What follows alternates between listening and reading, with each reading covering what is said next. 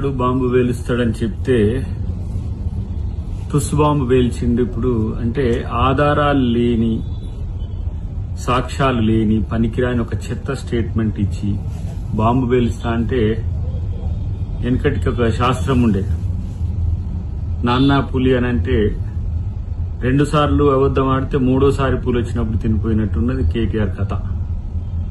కాబట్టి ఈ ఎలిగేషన్స్ అన్ని ఫాల్స్ ఎలిగేషన్స్, ఫాల్స్ స్టేట్మెంట్స్.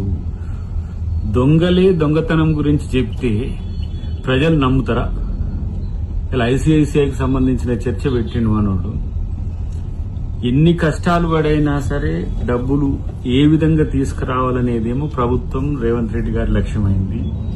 ఏ విధంగా ప్రభుత్వాన్ని నవాజ్ పాలు చేయాలి, లేకపోతే రైతులకు భరోసా ఇవ్వద్దు, 6 గ్యారెంటీలకు సంబంధించి ఎలాంటి డెవలప్మెంట్స్ ఉండొద్దు, ఇతరత్ర ఏ విధంగా కూడా డబ్బులు రాకుండా చేయాలని చెప్పి వీళ్ళు బీజేపీ కలిసి ఆడుతున్న డ్రామా ఇంకెన్ని రోజులు ఆడతారు? ఇలా పులకేసిని మించిపోయింది మొత్తం కేటీఆర్. ఇంకా పరువు తీసుకోకు బాబు. పనికిరాని చెత్త చర్చ అంతా పెట్టి ప్రజల్ని కన్ఫ్యూజ్ చేయకండి ఫస్ట్. కాబట్టి బీజేపీ కాంగ్రెస్ లింక్ అంటాడు, లేకపోతే ఫ్రాడ్ అంటాడు, ఇది అంటాడు. మరి మీరు చేసినప్పుడు ఎడిపోయింది ఇదంతా కూడా? 4,23,000 ఎకరాలు అమ్మిండ్రు మీరు.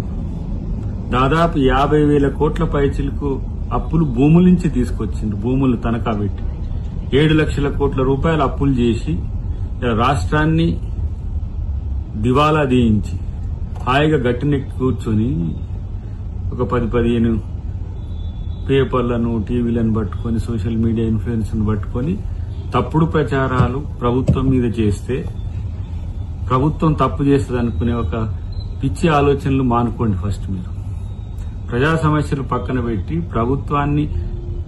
ప్రభుత్వం యొక్క పెద్దల మీద ఇలాంటి నిరాధార ఆరోపణలు చేస్తే మిమ్మల్ని కనీసం ప్రజలు చీత్కరిస్తారనే ఇంగితం కూడా లేకుండా చేసి ఈ ప్రకటనల వల్ల ఏమొస్తుంది? అది బాంబు కాదు కదా, లక్ష్మీ బాంబు కూడా కాకపోగా పరువు తీసుకునే తొట్టి బాంబు అయింది. ఇప్పటికైనా ఎవడో నీకు సలహాలు ఇచ్చేటోడు, ఎవడో నీ స్ట్రాటజిస్ట్, వర్ణన మార్చుకో బాబు. అంతకు మిక్కిలు నువ్వు చేస్తే, నువ్వు చెప్పితే కూడా ఎవరు నమ్మరు అనే విషయాన్ని గమనిస్తే మంచిది. ప్రత్యేకించి కేటీఆర్ ను 2-3 డాక్టర్లతో చూపించాలి, సైకాలజిస్టుల్ని, లేకపోతే ఏంది మెంటల్ డాక్టర్ని 2-3 చూపించాల్సిన సందర్భం అయితే వచ్చిందని నాకు అనిపిస్తుంది. కాబట్టి ఇంకా పరువు తీసుకోకపోతే మంచిదని నా హితవు.